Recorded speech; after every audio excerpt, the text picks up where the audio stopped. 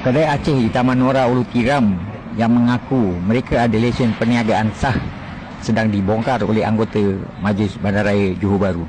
Selepas 8 bulan notis perintah pengosongan diedarkan, akhirnya pihak berkuasa Majlis Bandaraya Johor Bahru dengan kerjasama anggota PDRM, Tenaga Nasional Berhad dan Syarikat Air Johor atas perintah notis yang dikeluarkan oleh Pentadbir Tanah dan Galian Negeri Johor merubuhkan deretan rumah kedai di kiri dan kanan jalan utama tersebut yang menghubungkan ke beberapa buah taman.